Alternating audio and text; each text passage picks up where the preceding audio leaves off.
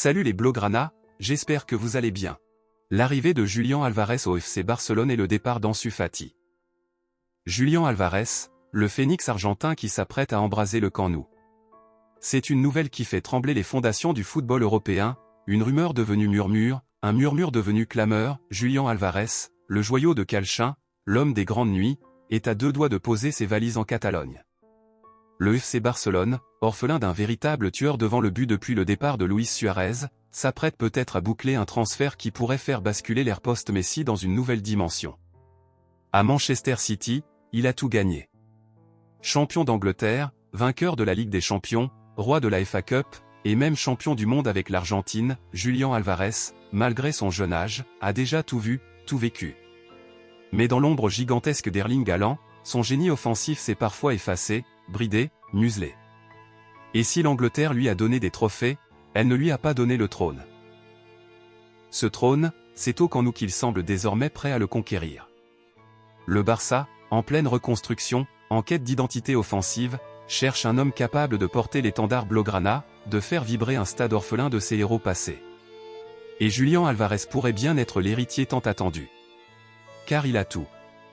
La rage de vaincre de Tevez. L'instinct de buteur de Batistuta.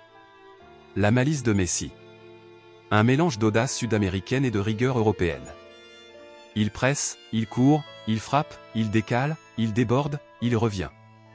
Il est un attaquant total, un attaquant moderne, un monstre de générosité doublé d'un tueur glacé dans les 16 mètres.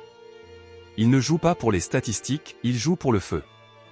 Les supporters barcelonais, qui rêvent encore des dribbles chaloupés de Ronaldinho et des lobes millimétrés de Messi, pourraient bien avoir trouvé le nouveau visage de leur passion.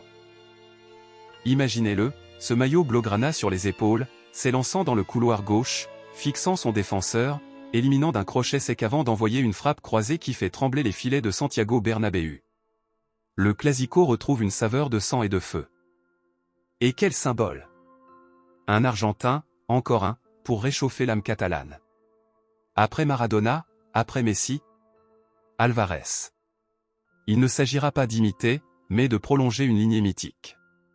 Car Julián ne copie personne, il écrit son propre destin, lettre après lettre, but après but. Dans les couloirs du Camp Nou, on chuchote déjà son nom. Deco le veut. Flick l'admire. Les sociaux rêvent. Les négociations avec Atlético Madrid sont complexes, mais la volonté du joueur pourrait tout faire basculer. Julián veut jouer, briller, exister au centre du jeu, être le protagoniste, pas l'ombre. Et Barcelone, malgré ses incertitudes financières, pourrait bien lui offrir ce rôle de Messi offensif. Dans un effectif en mutation, entouré de jeunes prodiges comme Lamine Yamal, Pedri, Gavi ou encore Cubarsí, Álvarez serait la pièce manquante, l'équilibre parfait entre talent brut et expérience des sommets. Ce n'est plus seulement un transfert. C'est un appel du destin. Le Camp Nou attend. La Catalogne retient son souffle. Le football s'émeut. Si Julián Álvarez rejoint le FC Barcelone, ce ne sera pas une simple arrivée. Ce sera une révolution. Et les filets d'Europe n'ont qu'à bien se tenir. Ansu Fati quitte le FC Barcelone pour l'AS Monaco, la fin d'un rêve, le début d'un exil doré. Il y a des jours où les cœurs blaugrana saignent plus que d'habitude.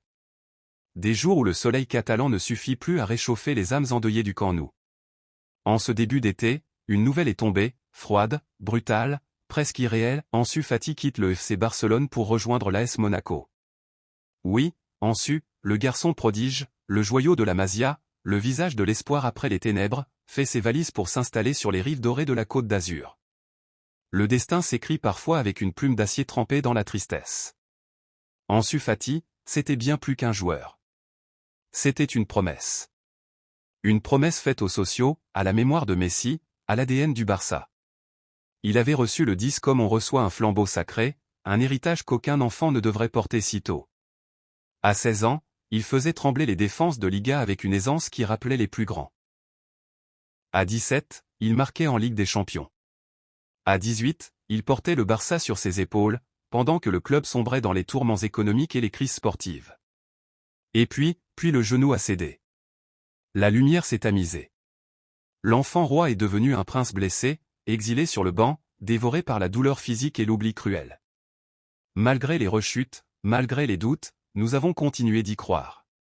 car Ansu, c'est le genre de joueur qu'on attend toute une génération. Il a ce feu dans les yeux, cette pureté dans le jeu, ce mélange de culot et de grâce qu'on ne fabrique pas. Mais le football moderne, lui, n'attend personne. La patience est un luxe que peu de clubs peuvent se permettre, surtout un Barça en reconstruction perpétuelle, tiraillé entre la survie financière et l'exigence immédiate de résultats. N'oubliez pas de mettre un like, de vous abonner à la chaîne et de partager la vidéo.